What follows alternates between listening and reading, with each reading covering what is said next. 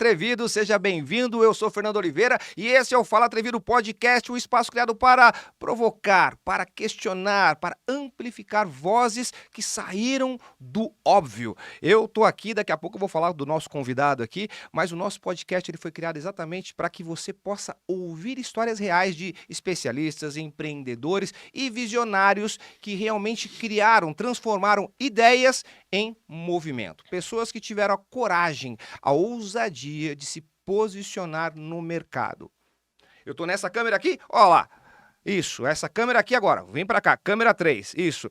Bom, vamos fazer aqui, antes de fazer a apresentação formal aqui do nosso convidado, eu quero dar 2 recados para vocês. Primeiro, que 67% das pessoas que assistem aos episódios ainda não estão inscritas aqui no Fala Atrevido, aqui no YouTube. Se inscreve, é de graça, fica à vontade, tá bom? E também lá no Instagram, o @Fala Atrevido, segue lá o Instagram, porque é o podcast estratégico que mais cresce aqui no Brasil, aqui no mundo, tá crescendo demais, certo? Deixa eu fazer uma apresentação formal do nosso convidado de hoje, eu vou até ler aqui porque eu acho que vale a pena. No mundo das marcas, quem não é visto como inesquecível é facilmente ignorado. Por isso, hoje eu trouxe alguém que entendeu como transformar criatividade em território e como marcar presença no mercado sem pedir licença. Eu tô falando do fundador e CEO da Kaan Creative Solutions, o doido das ideias, o atrevido Charles Kaan. Seja bem-vindo, Charles. Bom dia. Bom dia, seja bem-vindo. Muito obrigado pelo convite. Se apresenta aí pra turma aí. Fala, turma, tudo bem? Charles Kaan por aqui.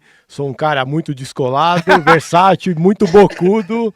Então tô aqui para contar um pouco da história aí de quando começou há 32 anos atrás aí. Caraca, cara, 32, parece que passou assim, né? É, passou muito rápido, né? É, então fala um pouquinho, começa contando um pouquinho da tua história, porque a Kaan, você é designer de formação. Correto. Você começou como designer. Eu me formei na Belas Artes em 99, né, em programação visual, desenho industrial, na verdade.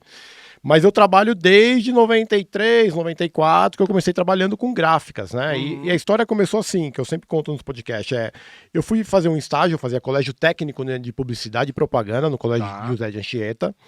E eu fui fazer um estágio numa agência que o chefe do meu pai conhecia o dono lá na Avenida Brasil. O cara me tratou de uma forma tão escrota, deixou me esperando e falou assim, ó, aqui você nunca vai ser ninguém. Você vai ser sempre... Mas logo de cara, assim? Assim, logo de cara, você só tá aqui porque seu pai pediu pro chefe dele. Então aqui você vai ser um estagiário para sempre. E ali eu decidi não ter um chefe e não ser um cara idiota igual aquele cidadão. Cara lá. Então foi ali que decidi trabalhar por conta. Então eu comecei com gráficas, tudo, inclusive, não sei se o pessoal da gráfica que eu comecei a trabalhar tá assistindo, chama Gráfica Priori, antigamente era Tipografia Priori. Tipografia, né? Isso, desde 44 eles estão lá e eu comecei a trabalhar com eles, fazendo nota fiscal, laser filme, vegetal, aquela coisa toda que a gente vai entregar a idade. E aí eu comecei a entrar nesse mundo e eu falei, cara, eu não quero ter chefe, quero ter minha liberdade. Foi aí que surgiu a Kaan. Então, aí quando eu entrei na faculdade, o nome principal, antes, né, de começar a faculdade, era Kaan, de pod, né, C-A-N. Tá. E quando eu entrei na faculdade, conheci a Márcia Mauriani, que é minha mentora de marketing, a Helena Rugai, que era a coordenadora de marketing, ela falou, olha, coloca um A mais, que eu acho que vai dar uma sonoridade mais legal. E aí virou Kaan. Kaan. Porque, na verdade, Kaan é o início do meu nome e do meu irmão, né? Ah, tá. Então, aí acabou ficando e foi aí que surgiu a Kaan. Então, eu venho de como eu disse pra você, eu trabalhei muitos anos, paguei pra trabalhar, porque acreditei sempre no começo, você quebra muita pedra, né? É muita você pedra, é muito não, né? Então, você vai na gráfica, porque assim, eu não tinha portfólio. Eu tinha desenhos do Wolverine, Spider-Man, com marcador e tal. Ia na gráfica, olha, eu faço desenho. O cara fala, então, mas você não sabe fazer embalagem. Aqui é outra coisa. É outra pegada. E assim, e a priori, né, me deu oportunidade, comecei com eles lá, o Júnior, o Ângelo. E então assim, foi aí que surgiu. E aí eu comecei com o Priori, aí eu fui trabalhar com outras gráficas, entrei no mundo de embalagem, trabalhei com flexografia e foi indo nessa pegada. Até que em 95 eu entrei na faculdade. Aí quando eu entrei na faculdade, eu comecei a trabalhar para os professores da faculdade. Então a diferença é que a Márcia sempre gosta que eu falo quando eu faço palestras, as aulas com ela, é que assim, eu sempre procurei saber como seria o meu escritório e não onde eu trabalharia. Tá. Essa é a grande diferença. Então eu sempre tive essa pegada de empreendedor. Sempre quis trabalhar, porque assim, eu acho que a liberdade hoje não tem preço. Eu tô aqui hoje gravando, se eu estivesse em outro lugar eu estaria respondendo para alguém, então assim, e sempre batalhei por isso. Então, quando eu entrei na faculdade, eu comecei a trabalhar com todos os professores e a expertise que eu peguei de mercado foi coisa que a faculdade me ajudou com o nome, aulas de marketing, essas coisas, mas a vivência ali do dia a dia, com o professor que manjava muito e tal, foi o que me deu o know-how que eu tenho hoje. A teoria é uma coisa, mas na hora que você vai pro campo de batalha, vamos dizer assim, é outra É o que eu coisa. falo pro pessoal, você pode ter MBA, PhD, doutorado, se você não souber os Paranauê, meu velho, esquece, você não resolve. E essa história de você entrar no mercado e receber muito não, vai criando uma casca, né? Você vai ficando, Sim. você vai, cara, vai te dando uma certa robustez. Quando foi que você percebeu que você não era apenas um designer, você estava ali, tem uma formação, pô, eu aprendi um monte de coisa, e aí você começou a se transformar numa marca. Você falou, eu fundei a Kaan justamente quando eu percebi que, cara, não quero ser alguém, um funcionário de alguém, mas eu quero ser o dono do meu próprio negócio. Quando é que você viu isso? Quando você sentiu, falou, cara, isso é pra mim. Então, cara, na verdade, assim, eu sempre acreditei na Kaan, né? Nesse 32 anos aí de vida, eu recebi proposta para trabalhar na Disney, para trabalhar na Warner, na Nick, e eu nunca aceitei, porque eu sempre queria ter minha liberdade e tal. A marca Kaan, eu acho que ela começou a tomar um pouco de forma em relação à marca Kaan depois dos anos 2000. Olha, eu entregando a idade. Ai, meu Deus do céu. Não, pode Assim, quando eu comecei a trabalhar com a Warner Bros. Porque assim, eu trabalhava com a Image Action, que era uma agência que representava a Warner, né? Estamos falando 98, 99. Aí, em 2001, a Warner assumiu a operação no Brasil. E aí eu comecei a trabalhar para a Warner com os clientes da Warner, licenciados da Warner, né? Na verdade. E foi aí que começou a surgir uma coisa de trabalho. Então eu acho que a marca começou a ganhar peso quando as pessoas começaram a indicar mais a gente. Porque é o que eu sempre falo, pessoal, o meu primeiro cliente eu conquistei. O resto foi indicação. Porque você faz um bom trabalho, o cara te indica para 10. Se você fizer uma cagada, ele te indica para 50. Ele vai falar mal de você, Então, fala, não assim, contrata esse cara não. E a gente gosta de fazer um trabalho bem feito, né? A gente é bocudo, a gente bate, a gente fala tal, mas assim, a gente gosta de fazer uma boa entrega para o cliente indicar a gente. Então hoje a gente tem clientes que já passaram por nós, voltaram agora depois de muitos anos, porque a gente faz um bom trabalho. Né? A minha equipe faz um bom trabalho. E como eu sempre falo, a Kaan não é só o Charles. Tem todos os funcionários que fazem parte da engrenagem do negócio. Então, um bom trabalho não é só o Charles. Eu comecei a história. A equipe faz parte de tudo isso. Porque daqui a pouco eu vou dar o nome de todo mundo para ninguém me xingar, tá?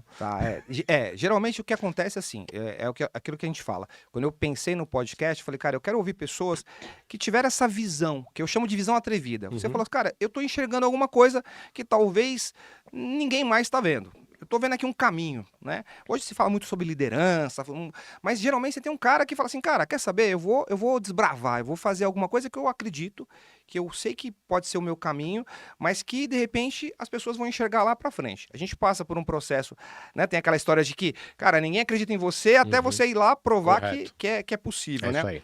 Teve algum momento onde um cliente que tava assim, cara, não sei e tal, e depois que você entregou, o cara até chorou, falou, pô, cara, não acreditava. Tem alguma história assim? Teve um caso, não posso dar nome aqui, senão o cara vai me mandar pro RH. Mas assim, teve um caso que eu tive uma reunião com um cliente que não me conhecia. Aí eu liguei pra ele, que me indicaram tudo. Isso tem uns 2 anos e meio atrás. E aí ele falou assim, não, mas eu não te conheço, tá? Eu só ouvi falar de você no mercado, tudo. Você tem 10 minutos pra me convencer que você é o cara que eu tenho que escolher.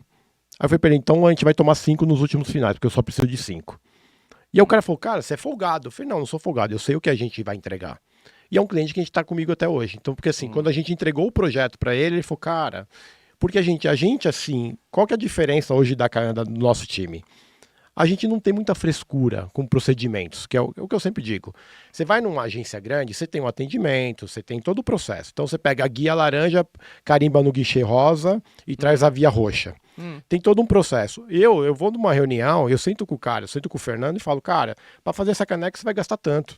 E o cara fala, mas você não vai estudar o preço? Não, porque eu sei a dificuldade do projeto. Isso a vida me ensinou. Então eu sou um cara muito prático para resolver. Tá. Então isso é uma coisa que a gente ganha muito cliente por ser prático, porque eu não vou demorar uma semana para estudar quantas horas que eu vou demorar para fazer o projeto. Cara, é papum. Então a gente normalmente é nesse processo. Claro, diferente de fazer estátuas, que você tem que calcular material, tem uma série de coisas, mas a coisa quando envolve digital, criação, embalagem, é muito mais fácil. Então eu sempre fui muito prático, muito versátil para isso.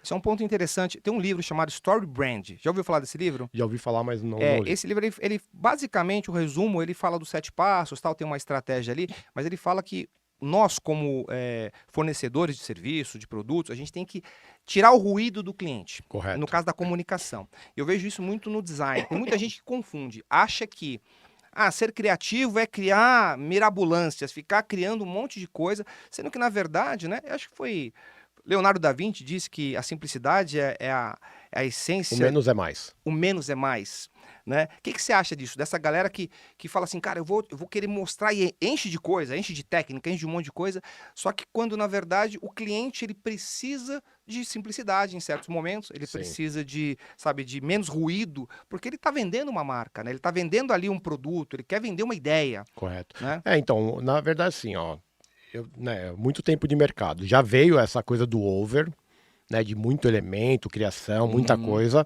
Tá vindo uma era mais minimalista, mais menos é mais. Tem vindo. Eu sou um cara que eu não sou muito de seguir tendência, né? A gente da agência lá, ninguém é muito de seguir tendência. Mas tá tendo uma coisa de simplificação de marcas, né? Você vê a Jaguar aí o que fez, né? Você vê outras coisas que estão mudando um pouco. Mas assim, é difícil porque assim, tem alguns clientes que falam, puta, mas eu quero um negócio super over, eu quero um negócio assim porque eu pensei assim. E uma coisa que eu sempre deixo claro quando a gente faz projeto é, o cliente na minha agência não tem sempre razão. Porque ele está contratando a gente para fazer. A gente está fazendo um projeto, ele está contratando a gente para fazer um bom projeto. Então deixa a gente trabalhar. Então, às vezes, o cliente me pede alguma coisa, a gente acaba fazendo o que o cliente pede e a gente oferece, apresenta a nossa opção. Olha, o que você quer é isso aqui, mas a gente está sugerindo isso aqui. Que eu acho que é melhor para o seu acabamento. Tem todos os argumentos, tem toda a história. Normalmente, o cliente, a maioria das vezes, o cliente topa pela nossa ideia. Então, assim. Essa é uma coisa que é muito relativo. Então, assim, tem muito cliente que gosta de seguir tendência. Tá vendo alguma coisa no mercado, olha, tá bombando isso aqui agora. Dancinha do TikTok. O cara vai lá e faz dancinha do TikTok. Então, assim, a gente nunca foi dessa pegada. As trends da vida, né? Então, eu acho que é uma das coisas que mantém a Kaam, porque a gente tem o nosso perfil, nosso estilo, nosso jeito de criar, né? Tem o Vinícius lá, ó, que trabalha comigo, a Ana. A gente tem o nosso estilo de criar. Claro, tem hora que não dá, o cliente quer, tá pagando e a gente tem que pagar a conta. Ele quer colocar um pouco da cara dele ali também. Na verdade ele quer mexer 3 minutos pro lado pra falar que ele mandou e ficou bom por causa daquilo. É isso, então assim, é uma coisa que eu sempre levanto polêmicas, porque, cara, tem muita gente boa no mercado com poder. Muita gente boa que dá direção de arte bacana, que te complementa, que são críticas construtivas. Mas tem muito idiota, velho. Muito idiota. Na verdade, quando a gente fala, né? Eu falo isso porque também tem os meus clientes. Sim. É que o cliente ele tá comprando a tua visão também. Sim. Ele compra a tua experiência, ele compra a tua visão. Eu lembro da frase do Henry Ford, que ele falava assim: se você fosse perguntar para os clientes, né, para as pessoas, o que elas queriam naquela época, elas iam querer cavalos mais rápidos. Quando ele lançou o carro, o primeiro carro, né? Então, a visão é essa. A visão é você olhar e falar assim, cara, eu tô sendo até disruptivo para olhar para o mercado e falar assim, cara, é esse caminho que você tem que seguir. Entender a empresa, que eu acho que é um trabalho que você faz, de entender a empresa, porque tem muita gente que confunde ousar, né? Você citou a Jaguar. Vamos ousar, vamos fazer alguma coisa que nem o carro aparece. O carro não aparece na propaganda, né? E eles se lascaram, não foi isso? Parece que teve reviravolta, demitiram a agência, foi... Então, vamos fazer um negócio totalmente disruptivo. Peraí, se você não entender ali os valores da marca, se você não entender o que a marca representa no mercado, entender essa essência, você acaba perdendo, né? Exato, é isso aí. É exatamente isso. Então, assim, é difícil de falar. O mercado hoje tá correndo muito rápido as coisas. Então, assim, eu tenho clientes que pedem A, B, C, tem cliente que pede Z. Então, assim, depende muito da área, né? Então, por exemplo, eu sempre trabalhei muito com licenciamento. Licenciamento hoje no mercado saturou. Porque é muita demanda, é muito personagem, é muita coisa. O pessoal tá procurando a gente para criar marca própria, personagem próprio, né, mascote próprio. Depois da pandemia veio muita coisa de humanização da marca. Então todos os resorts, parques querem ter um avatar, quer ter um chatbot com um personagem próprio do parque. Então teve umas mudanças de perfil de mercado, né? Então assim, cara, é um mercado que a gente dança conforme a música, mas não quer dizer que eu aceite. Você tem que se flexibilizar, mas ao mesmo tempo você tem que manter ali a tua característica. Sim. Que bom que você falou de mascote, que eu ia te perguntar isso. Como que é o processo de criação? Quer dizer, o cliente entra em contato com vocês, cara, tô com uma ideia de criar um mascote, quero criar alguma coisa. Aí você faz o quê? Um estudo? Como que você faz? A primeira coisa que a gente faz quando o cliente entra em contato com a gente é primeiro marcar uma reunião. Eu gosto de marcar reunião offline, tá? Eu gosto de olhar olho no olho. A gente gosta, a gente é old fashion.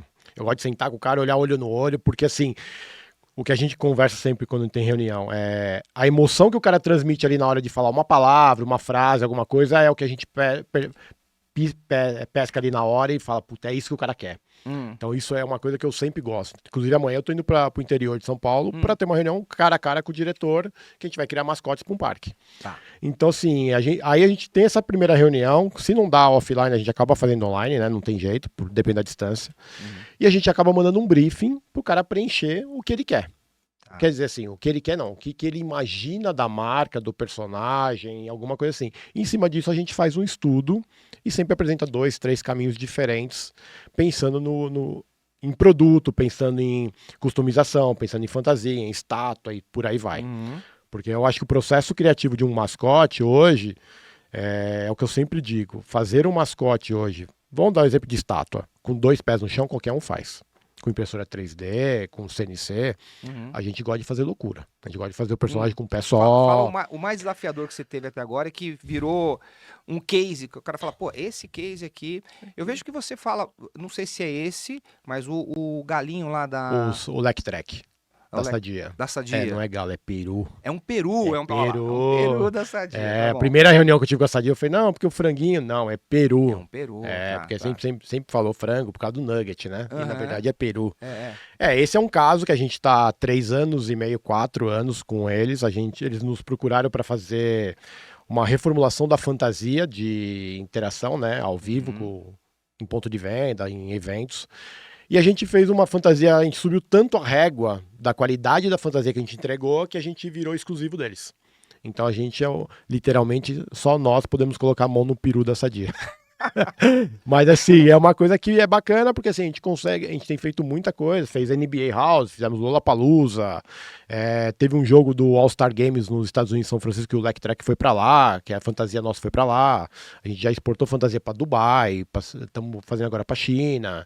Então assim, é um case bacana, porque a gente conseguiu dar vida ao mascote que tem 50 anos, né, se eu não me engano, o Lectrek. A gente conseguiu dar vida pra ele e ele ficou super versátil, bacana, e todo mundo gosta de tirar foto com ele. Então a gente tem tanto a fantasia quanto a estátua. Tá, o personagem, ele é uma persona que, quando ganha vida, as pessoas querem estar próximas. Tudo, é igual você vai pra Disney, eu quero tirar uma foto com o Mickey. Isso, exatamente. As pessoas, elas têm essa admiração, né? Mas você estava falando dos personagens que você, ou das estátuas que você faz, que não tem o pé no chão. A mais desafiadora que a gente fez até hoje, acho que foi o primeiro caso, na verdade, o Marcelo deve estar assistindo, ele vai lembrar. Foi o Scorpion em 2015, que a gente fez ele com um pé só em cima de uma pedra, que ele tá atacando uma adaga. E eu acho que você deve lembrar desse daí, que ele tá atacando a adaga do Mortal Kombat 10. Puta, então cara, assim, eu acho que esse aí foi o primeiro caso que a gente fez, assim, que meio que fugiu um pouco dos padrões de 2 pés no chão. Inclusive, eu sei que esse boneco tá rodando o Brasil inteiro, que ele ainda não quebrou, porque ele tem uma estrutura de metal por dentro e tal. Eu acho que foi o primeiro caso que a gente fez fora dos padrões, foi esse Scorpion. Esse Scorpion tem no vídeo que você deixou aqui? Daqui a pouco a gente vai ver um vídeo, galera, daqui a pouco, tá? Espera um pouquinho. Na verdade, eu acho que o que tá nesse vídeo é o Scorpion do Mortal Kombat 11, que ele tá fazendo Fatality. Tá. Eu acho que é o outro. Que é uma coisa, por causa de ângulo, né? O cara tá inclinado. Então, assim, foi o primeiro que a gente fez fora da curva. Então, vamos falar assim, eram os bons tempos quando a gente fazia escultura, porque ainda não existia a impressora 3D. Porque hoje qualquer um com impressora 3D acha que faz boneco, cara. Então, assim, beleza, vai lá e faz. Só que impressora 3D nada mais é do que só serve para mocap. Ele não tem resistência, é isso que o pessoal não entende. Não serve O meu sobrinho comprou uma impressora 3D, vai lá e faz a porra do boneco. Bateu, quebrou. É assim que funciona. Não é o caso, não, né? Não você é. Vai pra evento, você vai pra... a gente faz boneco pensando em alto impacto. Né? Então a gente faz boneco para aguentar o tranco. A gente fez um projeto há 2 anos atrás para um pessoal chamado 3C, que é um pessoal vinculado ao Qiddiya, que é uma cidade gamer lá de Abu Dhabi. E eles fizeram uma feira gamer aqui, a gente fez uma cabeça de um, tipo um templo de Indiana Jones, Jumanji, assim. Nós fizemos uma cabeça de 7 metros por 5 metros e meio para uma feira. Esse daí eu acho que tá no vídeo. Esse também foi um desafio, porque a gente fez isso aí praticamente em 20 dias. E tudo na mão, né? Na modelagem na unha. Caraca. Né? O Marcelo, o Gerry, o Pedro lá da nossa fábrica do Paraná que fez, montamos a feira, tudo, e o cliente ficou louco com o projeto. Mas foi desafiador, porque a gente nunca tem tempo. Diferente do americano, do alemão, eles começam a fazer bonecos 6, 7 meses antes do lançamento do filme. Chega no Brasil, a gente tem 20 dias. E brasileiro não adianta, cara, é só matando. Porque eles não conseguem trabalhar com programação. São poucas empresas que têm programação. Poucas. Esse recado é importante aí para as empresas que querem fazer tudo Não, de uma hora. assim, Que é uma coisa do brasileiro, né? O brasileiro, ele tem isso cara, aí é uma coisa que eu tô há 32 anos e assim, eu vou te contar, eu conto numa mão os clientes falam assim, olha, você tem 7 meses para fazer um projeto. Vou te contar na mão. Porque dificilmente o cliente manda e fala, olha, você tem 1 ano para projetar. Não existe isso. Putz, No Brasil é tudo na última o hora. melhor dos mundos, né? Mas não tem. Eu posso Ah, testar, eu posso... por que o projeto americano ficou melhor? Cara, o cara começou há 2 anos atrás. É. O cara tem acesso a material há 2 anos atrás. Como que ele... Lógico que ele vai fazer melhor. É, o planejamento... Porque você faz um personagem... Vou dar um exemplo, da Marvel ou da Warner. Você tem todo um esquema de aprovação nos Estados Unidos, aí você manda pro diretor de arte, ele manda lá o feedback, o overlay, manda alteração. Agora não, eles mandam o arquivo 3D. Mas antigamente fazia overlay na mão. O cara pintava, ó, muda aqui, muda ali. Então, assim... Hoje é um processo que demora. Na época que a gente fez Vingadores, vamos falar de 2011, foi o primeiro projeto de escultura que a gente fez. Foi os Vingadores pra Marvel. Cara, a cabeça do Chris Evans, do Capitão América, a gente demorou quase 70 dias pra provar só o rosto. Porque não tinha que parecer ele, mas não podia parecer ele. Porque tem coisa do likeness do ator que tem que pagar pro ator. Então, assim, tinha que parecer ele, mas não podia. Então, assim... Tinha que lembrar ele, mas não podia ser exatamente igual, porque senão o cara fala, opa... Me paga por isso aqui. Exatamente. Então, assim, foi um processo que era feito na argila, no clay, na mão, não existia impressora. Hoje você modela digitalmente, manda por e-mail, o cara fala, tá ok, imprime isso aí tira molde e tal. Então, as coisas estão andando muito mais rápido, mas com isso, a programação de cliente está cada vez pior. E eu falo, os clientes falam, você é bocudo. Cara, eu sou bocudo. Não existe programação, não existe briefing. Cliente hoje não sabe dar briefing, meu velho. Não sabe. Não sabe. Ah, faz aí. É tentativa e erro. Você vai fazendo, não gostei. Ah, a caneca é preta. Não, faz vermelha, faz amarela, faz roxa, faz verde. Cara... Não é assim que as coisas são, né? Então, assim, é uma coisa que eu acho assim, não é só com a gente. Eu acho que todo mundo do mercado de design, de publicidade, tem, porque hoje é muita tentativa e erro. Né? E ainda depois da pandemia, você trabalha em casa, home, o cara acha que você tá no banheiro, você tem que atender o cara. Então, assim, é pro bem e pro mal, né? E deu uma virada, né? Eu vou falar já depois da pandemia, a tua virada, mas deixa eu só dar uma olhada aqui no chat. Deixa eu ver. Se tiver alguém me zoando aí, aqui, tá demitido, hein? Deixa eu puxar aqui pro microfone. Aqui, ó. Ó lá. Vinícius César tá aqui, ó. Versátil. O Leandro Martins. Pensa num cara foda que fala o que faz. Sem frescura, que produz jobs de qualidade, que é referência no que faz. O Vinícius Cerda. Toque de Midas. Ó, Toque de Midas. O Vini é meu diretor de arte. Se ele não falar bem, ele tá ferrado. Tá ferrado, ó. O Samurai aqui, ó. Tem um Samurai. Khan está anos à frente, sempre se atualizando, se reinventando. Boneco do Westworld, ele colocou aqui, ó. Westworld. Do Westworld. Fizemos a Dolores pro HBO. Pô, ó, galera, faz pergunta aí, tá? Faz pergunta. Que o Charles responde aqui, tá? Fala pra mim. Eu lembro que você fez. Eu lembro quando você postou o. Era como se fosse o homem do Da Vinci, lá como que é o nome? O homem de Vitrúvio, que Vitrúvio fala. Eu sou um cara péssimo. É o homem de Vitrúvio, do Da Vinci, que era a abertura do programa, né? Correto. Westworld. Isso. É isso aí, a gente fez pra HBO, para um stand da Comic Con, se eu não me engano, 2017, 16. Acho que era isso mesmo. Alguma coisa 16, assim. 17, A gente fez toda a modelagem da Dolores, isso era na mão mesmo, né? Processo handmade. E foi um projeto bem bacana, porque aí depois o pessoal do stand, lá o Renato Neme, que é o dono da agência da Crane, ele fez todo o processo lá do case lá com o líquido, para simular que estava sendo feita a pele e tudo. Foi um projeto bem legal, cara, da HBO. E logo depois disso a gente fez o Game of Thrones, para eles também, o Pay Respect. Foi depois que quando morreu quase todo mundo das casas lá do Game of Thrones. A gente qual fez foi o lá episódio de A Noite de Sangue lá, o Casamento de Sangue? alguma coisa assim. Eu não assisti essa série, por incrível que pareça. Aham. Então, assim, a gente fez pra eles também. Então, assim, a gente tem muitos clientes legais que passaram por nós, né? Clientes com grandes nomes, a gente fez muito projeto bom. Mas, como eu te falei, o mercado mudou muito, porque hoje tem muita gente fazendo muita coisa. Aham. E os clientes hoje dificilmente procuram, são poucos, claro, não generalizando, pela qualidade do projeto. O cara procura por preço. Uhum. Ó, o Maurício tá perguntando aqui, ó, Maurício Borges, qual foi o trabalho mais difícil que você já fez? Maurício Borges, campeão olímpico do voleibol, hein? Oi, Amigão, hein? Ô, Maurício. O projeto mais difícil, cara, que a gente fez, nossa, eu acho que assim, o primeiro projeto de estátua sempre é o mais difícil, porque assim, a história é bem engraçada, né? Tá. Eu vou contar rapidamente Não, aqui. pode falar. Cheguei num evento É. da Disney, eu ando de moto, cheguei de moto, e assim, uma coisa que eu deixo uma dica aqui pra quem tá aí escutando. Qualquer reunião, qualquer evento, chegue antes. Por quê? Por que eu chego antes nas reuniões? Porque eu gosto de entender o cliente. Se ele gosta de aquário, se ele gosta de carro esportivo, se ele gosta de moto, se ele gosta de pintura, Então, assim, eu sempre chego nas reuniões antes Tá. para tentar entender o cliente, para criar uma empatia com o cliente. Então, assim, eu vou lembrar aqui de um caso. Em 99, eu comecei a trabalhar com a Village Panetones. Village, tá? Com o Douglas, que você já fez até palestra Uhum. para eles. A gente foi ter um papo lá, tal, a gente não se conhecia, e o papo foi tão bacana, assim, a primeira reunião com o Douglas, que a gente acabou trocando figurinha do filme Carros, 2000, acho que era 2001, 2000. Começamos a trocar figurinha porque queria uma empatia, porque o assunto era ele gostar de aquário, ele gostar de personagem, ele gostar de carro. Então, assim, então a gente acabou trocando figurinha de álbum na época. Então, assim, são coisas que que é o que eu falo, o dinheiro não compra empatia.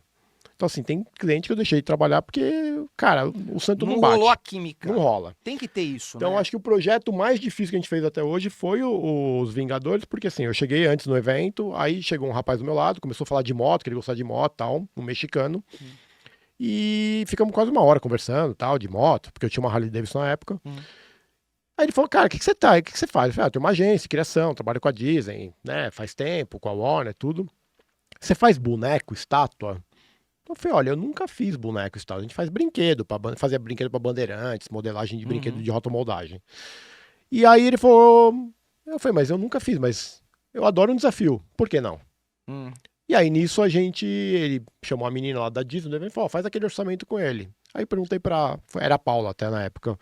Falei, quem que é esse cara? Porque eu tô conversando com ele há tanto tempo, eu fiquei com vergonha de perguntar o nome dele e tal. Era o Miguel Vives, que era o novo presidente da Disney. Então, assim, a gente acabou virando amigo, hoje tem contato, né? Ele tá no México, ele não tá mais na Disney. E foi o primeiro projeto que a gente fez, foi os Vingadores, que foi a primeira vez que a gente fez bonecos life size pro Brasil. Que foi os Vingadores. O pessoal deixa em cinema, deixa em abertura Isso, que aí foi pra Comic Con, foi pra Expo Disney, foi pra vários lugares.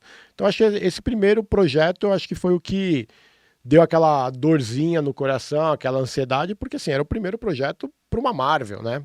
Não era pra qualquer cliente, era uma Marvel, né? Porque foi o primeiro filme que o Robert Downey... os Vingadores que juntou o Robert Downey Jr., Chris Evans, o Hemsworth, né? O Thor, não sei o quê. Thor. Foi o primeiro filme que deu bilhão, né? Então. Então, né, achei o projeto herói, mais assim. difícil, realmente, acho que foi esse daí, cara. Porque era um desafio pra gente, né? Deixa eu ver se tem mais pergunta aqui, ó. Trabalho mais difícil. A Marina, ó. Já fez algum trabalho que deu errado e que o cliente não gostou do resultado? Já teve um projeto, Marina, que a gente fez, que era uma embalagem para a própria Village. Não lembro o ano. E eu calculei, era um flow pack de waffle de chocolate. E eu projetei a embalagem e fiz o mockup com papel. Então, na verdade, o papel, a gente colou o papel, fechou a embalagenzinha igual bala, funciona. E faltou meio centímetro na embalagem, porque o flow pack, que é o plástico, ele é soldado, ele não é colado. Eu paguei 60 mil reais do meu bolso. Quer dizer, deixei de ganhar do projeto anual e eu assumi o erro e foi um projeto que foi um aprendizado, na verdade. Aprendizado. Porque assim, na época até o João, que era o presidente da Village, me ligou e falou, pô, não foi a gráfica, tal, não sei o quê. Eu falei, não, eu vou com o laptop aí, vamos estudar, ver se realmente foi a gráfica. E na hora que eu peguei a embalagem, mexi no computador na frente dele, eu falei, João, fui eu. Ele falou, mas é muito caro, Fei. Eu errei, eu tenho que pagar, não vamos prejudicar a gráfica não tem culpa. O erro foi meu. E foi um projeto que eram 2,5 milhões de embalagem, alguma coisa assim. Foi quase 60 mil reais Caramba. que eu não recebi durante aquele ano de projeto. Uhum. Cara, errei, fazer parte. Eu não vou ferrar alguém porque uma coisa que eu tenho é caráter. É. E a gráfica não tem culpa. A gráfica imprimiu o que eu mandei. Recebeu E eu ali. aprovei máquina ainda, fui tudo, só que faltou meio centímetro de embalagem. Aí depois daquilo ali, nunca mais. Não, aí é aprendizado. É double check em tudo. Então, assim, ontem mesmo eu tava terminando um catálogo de um cliente, o Ricardo Santos da Molim, que é um cliente que voltou a trabalhar com a gente agora, depois de 14 anos, voltou a trabalhar com a gente. Ah, que legal.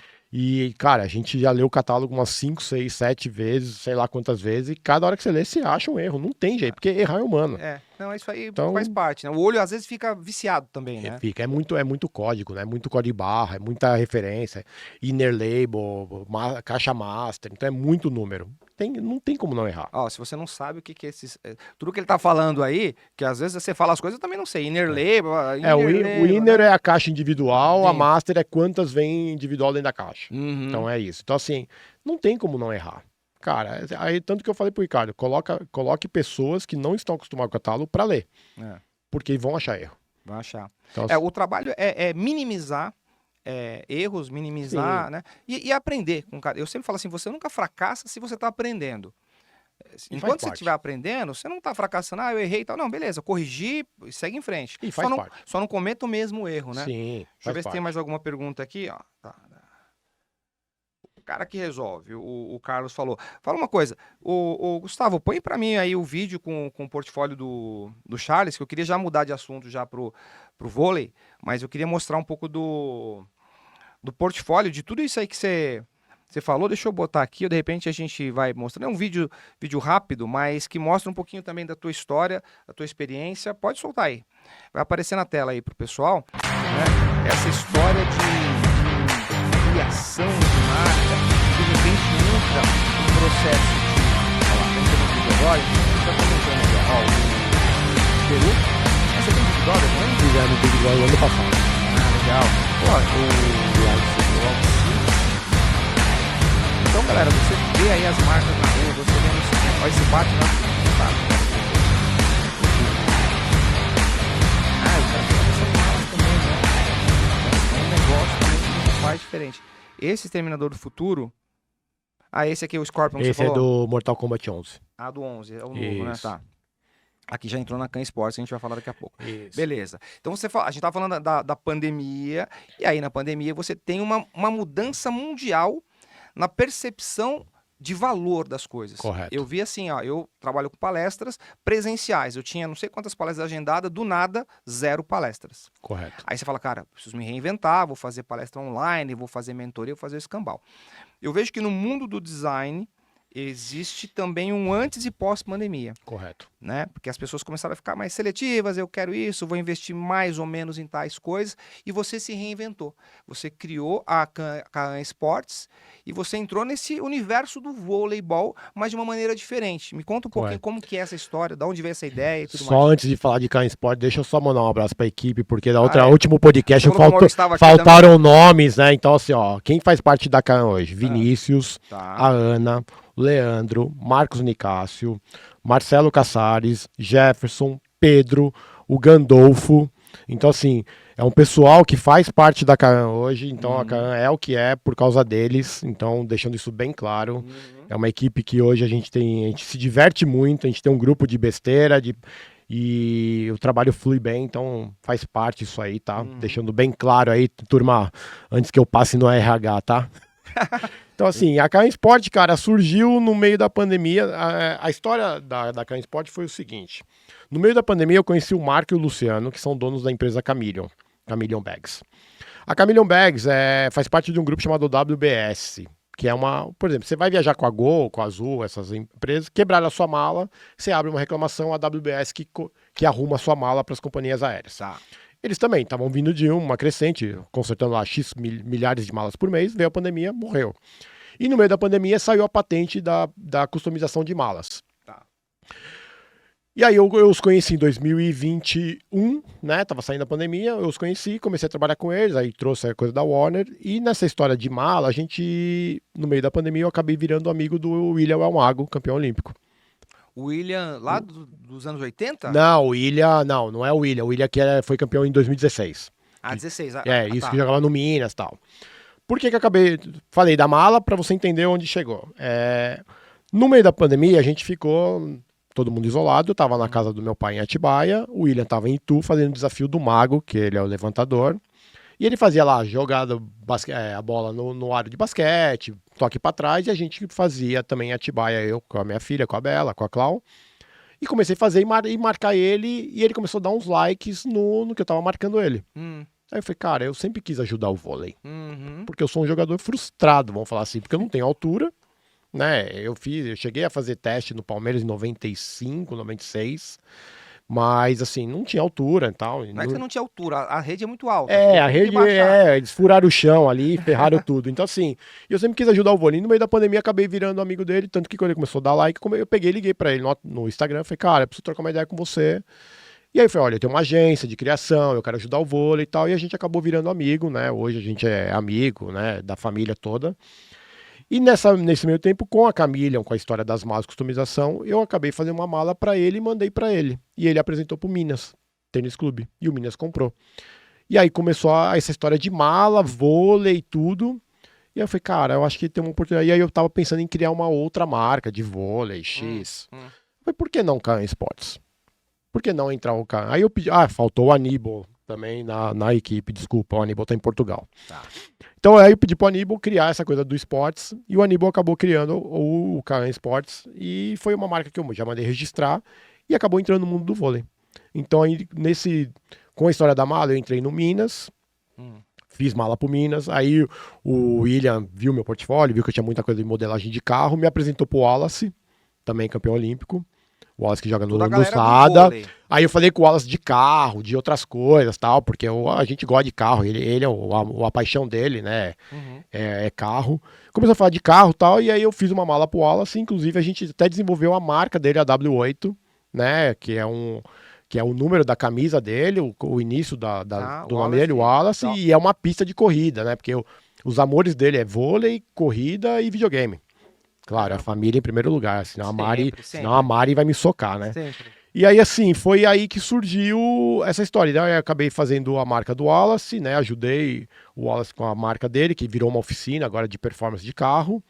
Fiz a marca do Alan, que tá na seleção agora, o irmão do Darlan, o Alan Souza. Fizemos a marca dele. Fizemos a marca do Team GM, que é o GG, que não sei se ele tá me assistindo. É um dos maiores agenciadores de atletas esportivos hoje do país. Fizemos a marca dele e comecei a entrar no vôlei. E foi aí que surgiu. Então, aí eu fiz um collab com a Zaiden, uma confecção, para fazer umas camisetas de vôlei, uns temas de vôlei, e mandei para alguns atletas, alguns amigos, e acabou virando uma marca. Então, hoje a Can Sport é uma marca. A gente tá pelo menos uns 10 times do Brasil fazendo a parte de criação de uniforme, a coisa das malas, customizada, tudo. E agora a gente tá entrando na Liga Italiana, cara, que é a segunda maior liga do mundo, né? Mas esse projeto do vôlei, vocês têm um nome, que é o Gigantes do... Não, então, o Gigantes do Vôlei foi vamos falar, um showtime que a gente criou. Showtime, na verdade, é mais um atleta que eu peguei amizade no meio o ano passado, o Gustavão, que jogava no Olympiacos da Grécia, tudo, ele veio pro Brasil. E aí ele me procurou para fazer alguns projetos, tudo, a gente acabou virando amigo, e aí ele mudou para Caxias do Sul, com a família dele. E ele falou, cara, eu tô pensando em montar alguma coisa, um evento, um time... Eu tô pensando em alguma coisa meio Gigantes do Vôlei, algumas coisas assim, porque ele tem 2,15, então ele é um gigante do vôlei. Gigante. Todos falou de ele tira foto, parece que ele tá tirando foto de drone, cara. É incrível. Então, e assim, foi aí que surgiu a ideia e eu falei, cara, vamos, acho que a ideia é boa. E foi um espetáculo, porque a gente conseguiu colocar 5 mil pagantes dentro do ginásio do SESI em Caxias do Sul. E o Sport TV transmitiu o jogo. Mas você fez o quê? Você reuniu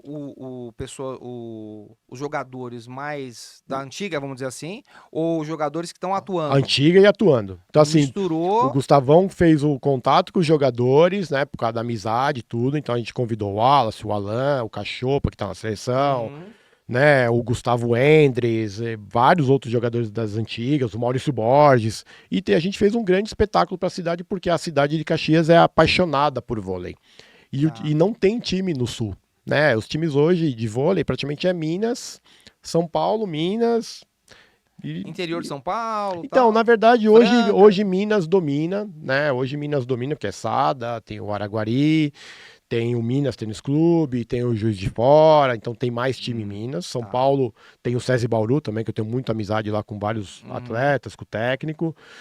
E foi aí que surgiu. Então, o Gigantes do Vôlei foi a gente acabou subindo muito o nível da régua, porque a ideia do Gigantes foi trazer o Showtime, o Family Entertainment. Então, assim, teve tá. show, teve DJ, teve desafio da Mormai, por exemplo, entre o intervalo dos sets, para ganhar bola com o pessoal da plateia. Então, isso foi um grande case pra gente, foi um aprendizado, mas que deu muito certo.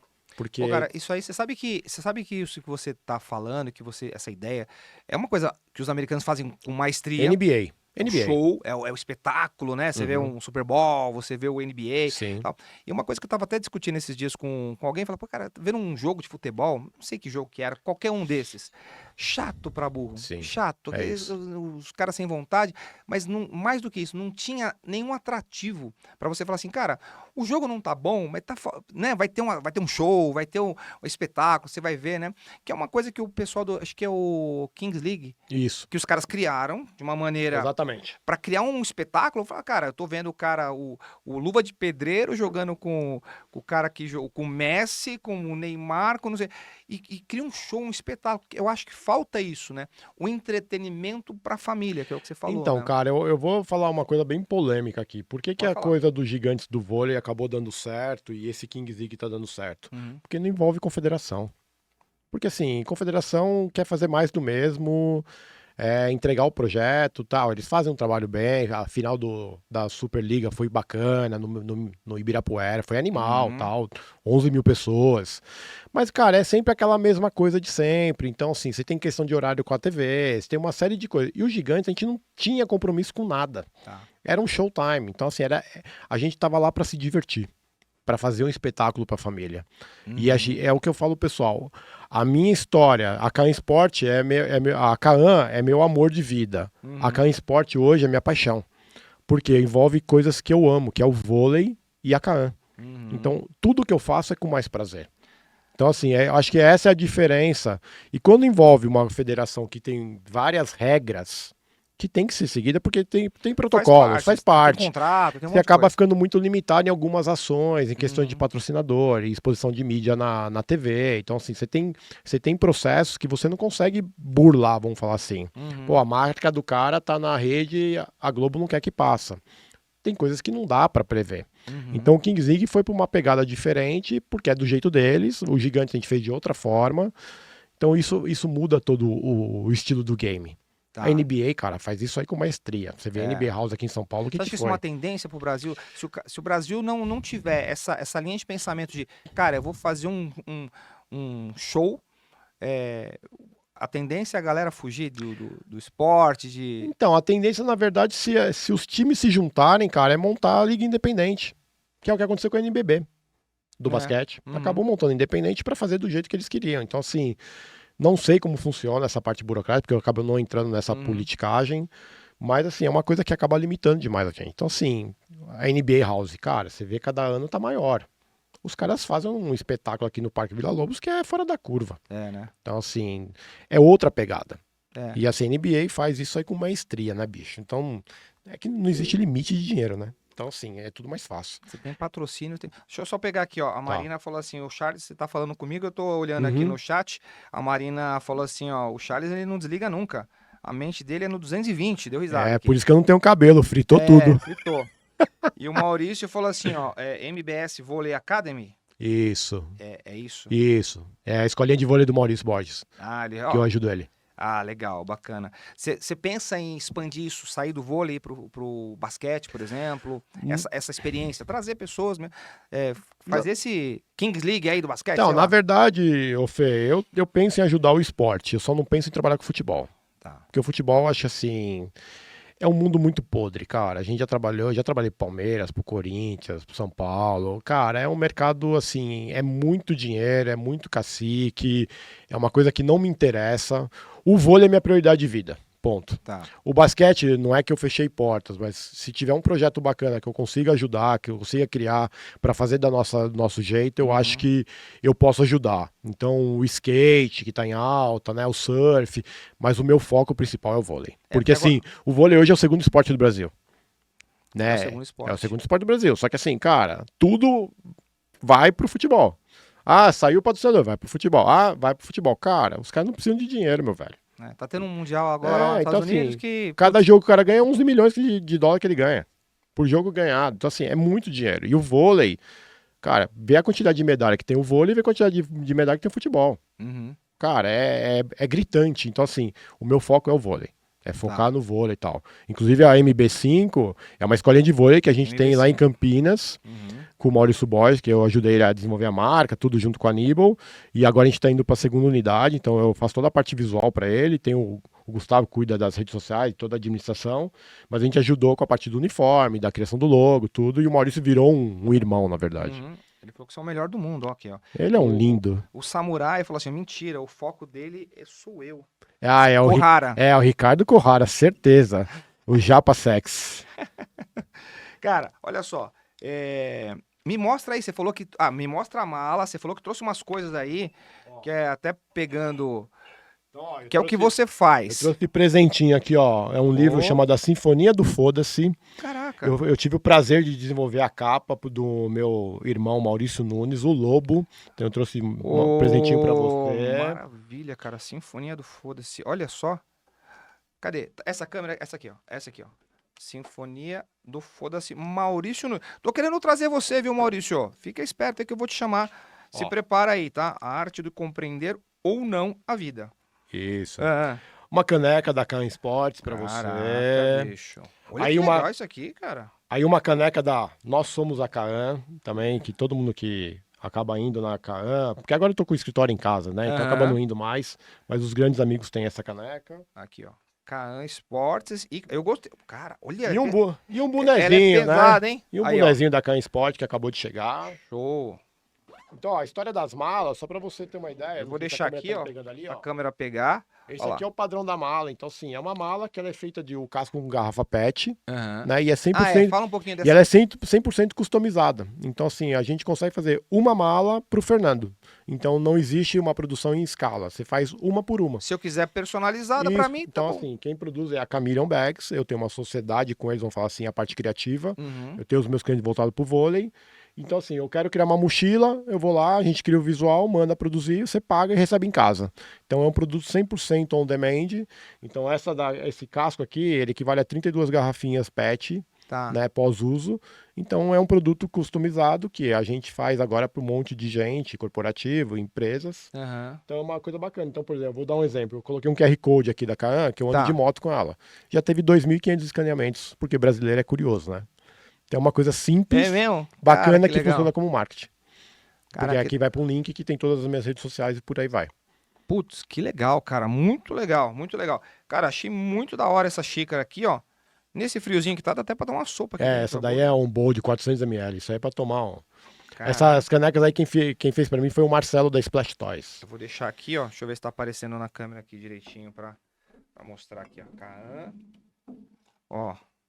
Vou deixar o livro do Maurício, que é o Lobo, né? O Lobo, o Maurício Nunes tem um livro muito foda, cara, chamado A Árvore dos Sonhos, do Walt Disney. Cara, uma das melhores biografias que foram feitas. A gente teve o prazer de diagramar o livro, fazer a capa, ter ilustrações dos amigos dele, que eu não lembro todos os nomes. É um livro super bacana. Então, assim, muita gente que eu acabei dando alguns livros de presente falam que é a melhor biografia que tem do Walt Disney. Eu vi uma entrevista dele no Pânico. Isso. E ele falou um pouquinho, contou a história. Eu fiquei super curioso. Falei, Maurício, pô, eu quero o Maurício aqui pra falar de Disney, porque... Não, ele é muito bom. Eu acho que você falou, eu fiz coisa pra Disney, porque o Disney talvez seja o precursor das ideias de criação de personagens, mas também de licenciamento, né? Sim, exato. Que é essa coisa de, pô, vou botar um personagem, vou fazer ele gerar dinheiro, vou impactar o mundo, né? Correto. Com isso. Cara, você acha que hoje, você falou, o mercado mudou, saturou. O que te faz pensar nisso aí? Tem muita agência fazendo personagem, tem muita agência... Opa, deixa eu colocar aqui, ó. Não quero esconder, eu quero mostrar. Aqui, Aí, deixa aqui. Pronto. E vou colocar o livro do Maurício aqui. Põe aqui, encostou na garrafa. Vou encostar aqui. No Pronto. aqui, ó. Pronto. Saturou e... beleza. É o meu Leônidas, cara. Esse cara aqui, ó. Põe aqui no... É o 300. É o cara que... Pronto. Aí, ó. Pronto, aí, ó. Já é. Pronto. Pronto, Mal. Merchan feita. Merchan. Tamo junto, né? Saturou, o pessoal não tem mais mercado. Como que tá isso? Porque agora a gente tá entrando numa onda que é o quê? IA, que era o assunto que eu queria falar com você. Eu passei, você sabe disso, muitos anos, aprender Photoshop, aí você vai e domina Photoshop, não sei o que, não sei o que. Agora você põe um negócio, um prompt, em 5 segundos, correto, sai a imagem que você levava uma semana, às vezes horas. E aí, acabou o designers, como que vai ser esse futuro que você está enxergando aí? Então, cara, assim, a gente usa muito IA para fazer, vamos falar, ideias, para depois fazer da nossa forma. O que eu deixo bem claro para os clientes é, você está fazendo IA, beleza, não é seu, é do mundo. Porque a IA, você fez o prompt, qualquer um pode ter a mesma ideia e pode sair o mesmo layout no mundo inteiro. Então, assim, ela veio para ajudar, pro bem e pro mal. Só que, assim, quem souber usar a favor, tá feito. Porque, assim, vou dar um exemplo. A gente criou um mascote para um pessoal. O cara queria ter uma noção de como seria o personagem animado. Cara, todo o processo de rigging, colocar pena, de fazer o projeto, de colocar, abrir o bico, o olho e tal, leva uma semana. A gente colocou numa IA de animação, em 3 segundos o passarinho andou. O cara ter uma noção de como seria. Só como se fosse, assim, um mocap, só uma ideia. Sneak peek. É isso, legal, gostei. Então, para isso, ajuda bastante. O que eu falo de que saturou o mercado é que, assim, muita gente, né, vamos falar assim, essa geração nova, não quer ter chefe, então tá todo mundo no mercado. Então, acaba prostituindo a questão de valor. Então, assim, aí acabou saturando muito o mercado. Então, quem tá há muito tempo, que o cara tem um custo X comigo, ele vai lá com o Zé ou com o Enzo, que acabou de nascer, que vai cobrar dividido por 10. Porque ele quer entrar. Porque ele tá. Foi o que eu passei lá atrás no mundo offline. Pra trabalhar no começo. Então, assim, saturou por essa forma. Mas o que eu tenho percebido é assim, as pessoas fazem trabalhos com o pessoal que está começando, mas acaba voltando para os mais antigos, vamos falar assim, para os old fashion, porque, sabe, é o pessoal que resolve. Confiança, então, assim, autoridade. Hoje, a gente lá na agência, então, assim, a gente domina a parte gráfica, a gente domina a parte de maquinário, de injeção, de modelagem, coisas que as faculdades hoje pouco ensinam isso. Então, essa é a nossa diferença. Então, se a gente faz um catálogo, a gente sabe todo o processo de impressão, como vai ser, encadernação e tudo mais. Então, essa é a diferença. Então, saturou, porque tem muita gente no mercado, fazendo preço muito barato. E tem a questão da IA e o sobrinho do dono, né? O sobrinho do dono sempre é o favorito de todo mundo, né? Mas meu sobrinho faz. Ele faz. Na porra do CorelDRAW. Do site, né? Meu sobrinho sabe fazer um site. Agora a moda é Canvas. É o Canvas. Agora é Canvas. Eu vi um especialista de IA falando exatamente que os empregos de colarinho branco vão sumir, porque a IA tomou conta. Eu pensei o seguinte, cara, na época que falava assim, a gente vai perder emprego, eu pensei que os robôs, né, o robô físico, o humanoide, ia tomar conta dos empregos, porque seria a primeira coisa que chegaria. E o trabalho criativo, vamos dizer assim, seria a última coisa. Sim. Só que foi o inverso, né? O ChatGPT, ele entrou, né, e todas as IAs que vieram depois, estão roubando, né? Então muita gente... atores, né? Agora o Véu 3, atores, dubladores, toda essa galera tá começando a ficar muito preocupada porque perdeu o emprego, porque tem alguém que domina um prompt e vai lá e faz e o cara aceita. Exato. Né? Você viu o tal da Marisa de Maiô? Você viu essa? Marisa de Maiô, acho que é uma coisa assim. Tem. Que é uma mulher que ela faz um programa de auditório e tal. Uma coisa... Sim. O cara já conseguiu contrato com o Magazine Luiza. É isso aí. Aí você fala, cara, e aí? Eu passei não sei quantos anos estudando e tal, eu pego isso, coloco aonde? Numa caixinha e guardo e falo, e agora? Né? Tem sites que vendem prompt pronto. Prompt pronto. Pra fazer... Eu uso muito a IA porque eu falo pra todo mundo. Charles, eu sou muito bom em computação gráfica, em Photoshop, Illustrator. Eu não sou bom em português, nunca fui. A Marina falou aqui, ó, o Charles ainda não falou palavrão. Eu tô com uma tornozeleira aqui dando choque, por isso. Ele escreveu aqui, ó. Ainda não falou palavrão e não xingou ninguém. Olha lá. Né, eu tô com uma tornozeleira aqui, foi assinar um contrato, minha advogada pediu pra não falar palavrão, porque ela não tá aqui presente. Dá tempo. Ó, o Gabriel Menetti. Manete. Manete, é. Ele é do Beatles para crianças. Ele falou, ó, Charles é incrível, baita cara. Ele falou, ó, Charles mudou a parte visual do nosso projeto, ó, que legal. Isso, ele é o vocalista do Beatles para crianças. Beatles para criança, olha, eu Isso. não sabia, que legal. E o Vinícius falou aqui, ó, uma campanha raiz, bem feita, core de eficiência. A espinha dorsal está na concepção e estruturação. E A é a parte da ferramenta. Correto. Então, por exemplo, É o que isso, eu tava né? te falando, assim, eu não sou bom em português, nunca fui. É. Então, assim, eu acabo escrevendo da minha forma, porque 10 palavras, 11 são palavrões, Uhum. e eu coloco na IA, a IA não fala palavrão, e ela corrige o texto pra mim e eu acabo usando pra fazer alguns posts, alguma coisa, pra ficar uma coisa melhor, porque eu tenho uma linguagem muito casual, eu uso muita gíria e tal, porque eu sou assim, né, o dia inteiro. Uhum. Então eu uso muito isso a favor. Então eu vou te dar um exemplo claro. Outro dia eu coloquei na IA, analise o meu perfil da K Sport, o que eu posso melhorar. Pra ter uma ideia.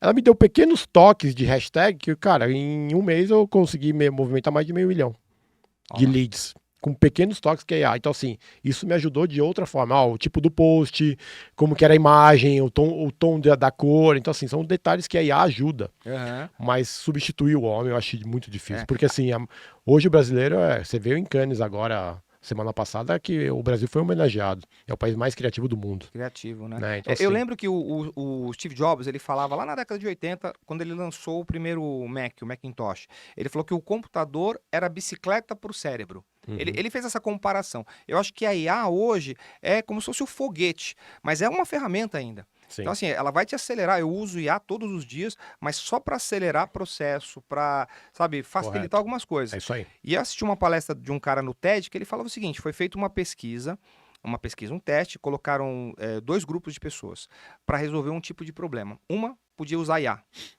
e a outra não, tinha que pensar e tudo mais.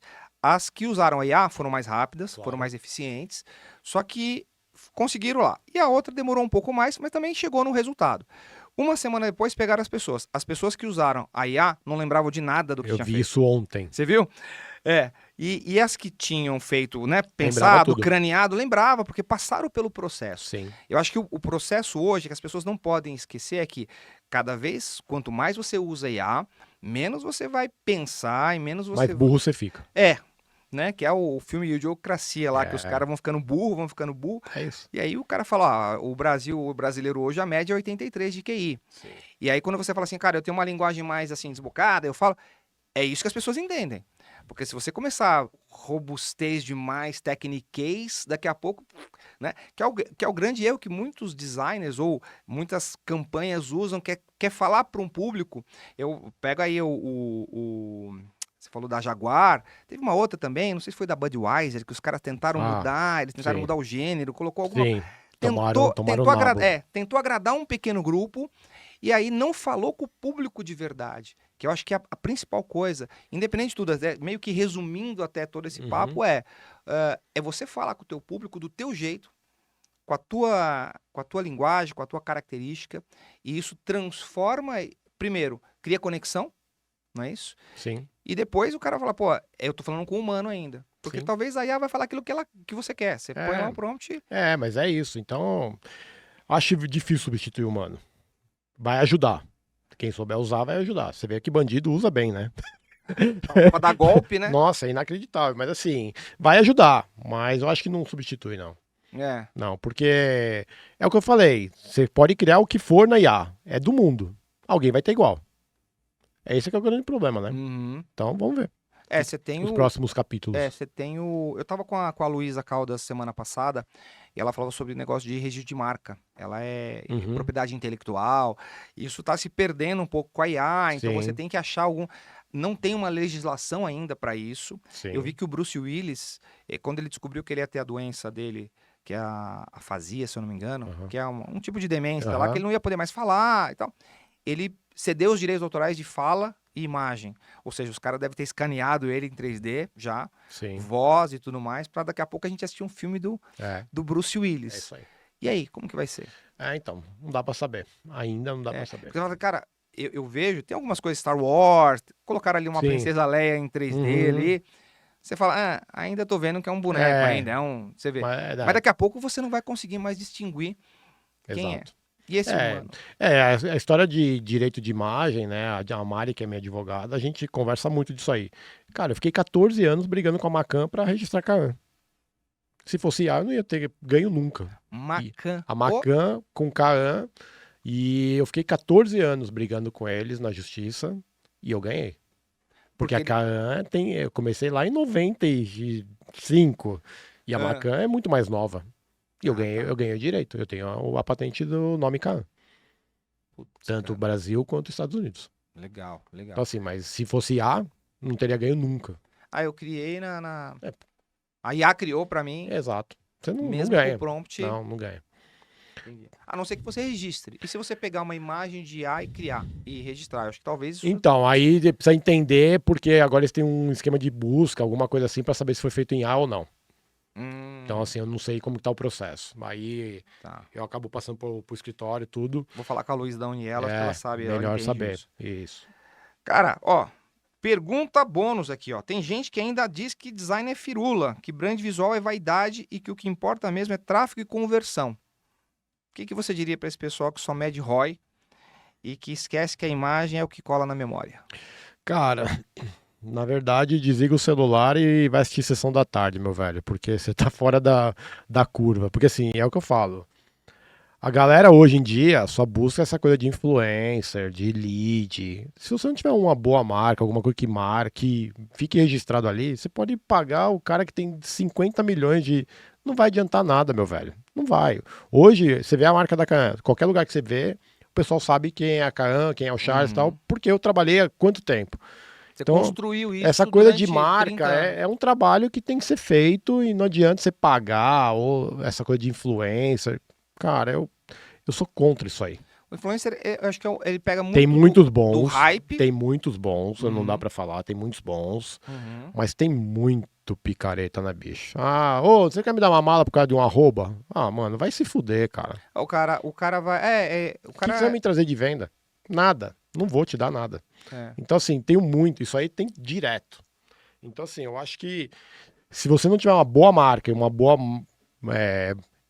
delimitar o território, né? Ter um brand bacana e tal, não adianta nada. Brand é um sentimento também, né? É o que você faz as pessoas sentirem também em relação àquilo que ela tá vendo. É o que eu falo, eu sempre falo quando eu dou aula na Masterclass lá na Belas Artes com a Márcia, eu tenho tesão pela minha marca. São poucas empresas que têm isso. Eu tenho camiseta, eu tenho moletom, eu tenho calça, eu tenho boné, eu tenho mochila, a minha moto é tematizada, porque eu tenho tesão na minha marca. Você é a sua marca também. Então, eu sou, então assim, se você não tiver tesão na sua marca, nunca você vai conseguir. É o que quando eu trabalhei a gente fez um projeto para Record, na época que tinha licenciamento dos Mutantes, Aprendiz, o Richard Rasmussen, estamos falando em 2005. Eu tive uns contatos breves lá com o Roberto Justus e na época ele falou assim numa reunião lá que teve: anote 2 coisas para sua vida, que depois ele até acabou falando isso também no Aprendiz. Você nunca vai ter uma segunda chance para uma boa primeira impressão. É verdade. Ponto. E você nunca vai vender algo que você não compraria. É isso. É isso que eu levo pra minha vida. Então, assim, se você não tiver uma boa marca, bom visual, boa entrega, cara, você não vai ser lembrado nunca. Acabou. Eu acho que é isso. Para encerrar, deixa eu só ler aqui, a Marina falou alguma coisa aqui, que é a discussão sobre direitos autorais, é muito complexo, porque a IA se baseia do que já tem pronto, então será que ela mesma criou ou que está copiando e infringindo o direito autoral de alguém? É difícil ainda. É um processo que a gente vai ter que falar, o Vinícius falou do ECG, DI, cagando regra que não condiz com a realidade. Exato. Cara, quero te agradecer demais pela tua presença aqui. Pô, que papo legal, cara. E obrigado, volta outras vezes aqui. Voltaremos. Kaan, me fala só as suas redes sociais pra galera seguir. Fala aqui, você tem site, Instagram? O site é kaan.com.br. Kaan, tá. E aí as redes sociais é tudo Charles Kaan, né? Kaan. O LinkedIn, o Facebook e tudo mais. E o Estúdio Kaan, S-Mudo, Estúdio Kaan, que é o Instagram. E o Instagram da Kaan Esportes e Kaan também, né? Tá bombando também. Kaan.sports. Kaan.sports. Se for no Charles Kaan, vai achar o link lá para todas as redes. Exatamente. Cara, sensacional. Gente, é isso. Estamos finalizando aqui com o Charles Kaan, Ali, ligou lá, ó, estamos com a câmera 3 funcionando, beleza. É isso, gente, estamos encerrando aqui mais esse episódio do Fala Atrevido. Se você não assinou o canal, assina o canal, segue lá no Fala Atrevido, lá no Instagram. E é isso, a gente fica por aqui, daqui a pouco a gente sugere aqui também nos comentários quem você quer ver, quem que você quer que eu entreviste aqui, e a gente se vê no próximo episódio, certo? Forte abraço e até mais.